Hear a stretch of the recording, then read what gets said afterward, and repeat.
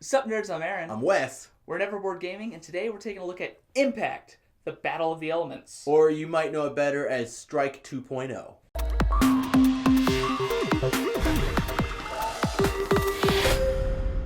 So you've probably heard of that game, Strike. It has like a cult-like following. Like there's tons of people that are like, oh, we're going to play that. And like people mob up and play it. And they're just like, it's kind of like quarters back in high school. You're just like flipping quarters and like trying to get...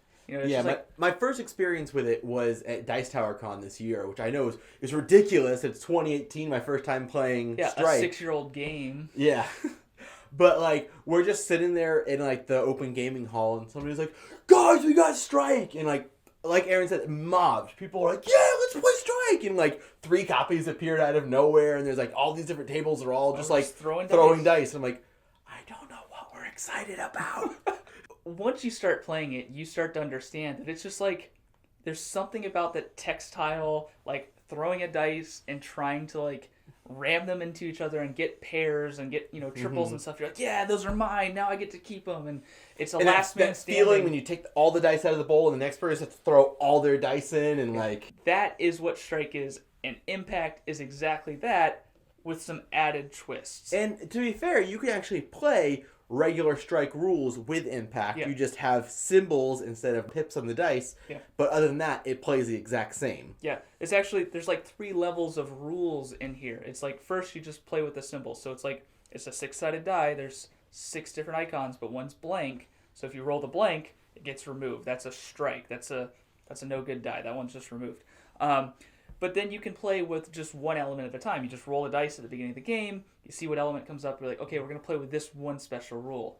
The best way to play it is the Battle of the Elements, where all the elements are in play, and there's just like hectic craziness going on, because if a lightning bolt comes up, everybody's having to chuck a dice in there all at the same time. If the fire comes up, it's the column of fire, and everybody has to stack their dice really quickly. And it doesn't sound hard, but they're just smooth and rounded enough that you're like, and you're going fast, so it keeps like,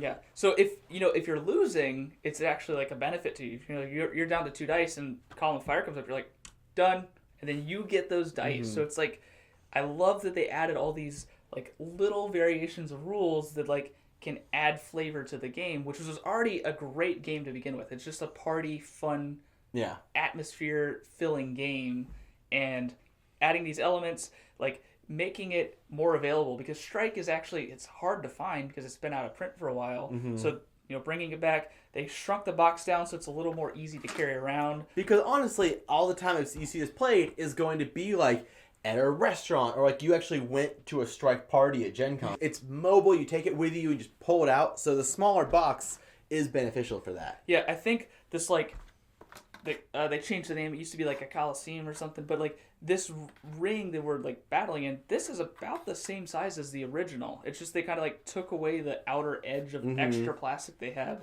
which was unnecessary, and now you're ready to go. You can just battle your dice, and oh sweet, I got some matches, Yeah, so if you haven't looked more into this game and you're watching this video because you're like, I've heard about Impact, I love Strike, what is it? We'll go over a little bit of what each of the symbols do. So like Aaron said, blanks, it's like an X, you just take the die out of there and it's no longer in play. The same if you throw a die and it bounces out, which I do constantly, that die is just out of the game, no one gets it.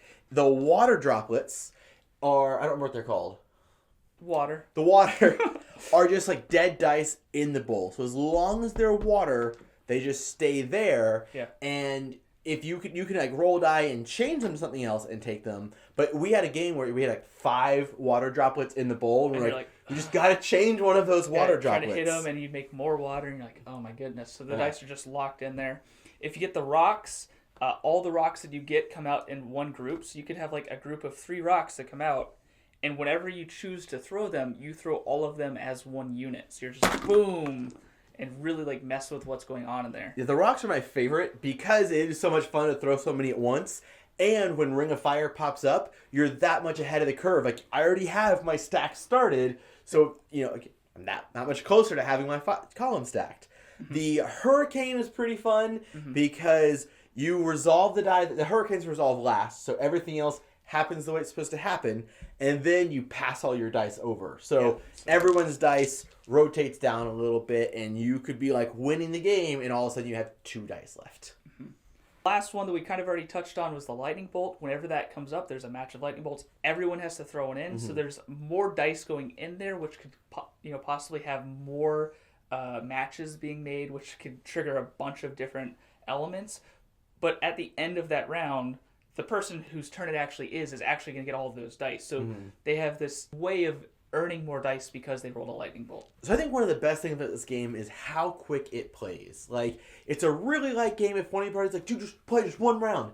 It literally takes like 5 minutes tops in a big group. And I think this game is best the more people you can play with The it. more the merrier, Like, for this sure. plays up to 5, which is great. You could play double bowl, which is a variant that we made up at Dice Tower Con that's just stupid. You just put 2 together, and everybody's you just choose rolling. which one you roll. You have to roll into. It's silly, but this game is silly. It's quick. It's fun. We literally played like before filming this like 3 or 4 games back to back, and it took what 15 minutes. Yeah, we're just like especially in a 2-player game, we're just like it's good at 2 players. I really would encourage you to get 4 or 5 if you can. 5 is definitely going to be the best value for this game. Yeah, especially when the hurricane comes up, everybody's changing dice, and everybody at the table groans, or a couple people. Or like, the yes! lightning bolt, you have like 5 die all going in at once. Yeah, it's chaos for sure. So if this sounds like a game that you need at your table, we'll have a link in the description box down below where you can get yourself a copy. It definitely I think everybody should have a copy of this. At least every gaming group should have a copy of this floating around somewhere. After you've gone ahead and ordered your copy of Impact, make sure you subscribe to our channel so you'll never be bored. So let's just make sure we... I guess it should be this way. Just like what? Well, no, it's fine. That's not really as noticeable.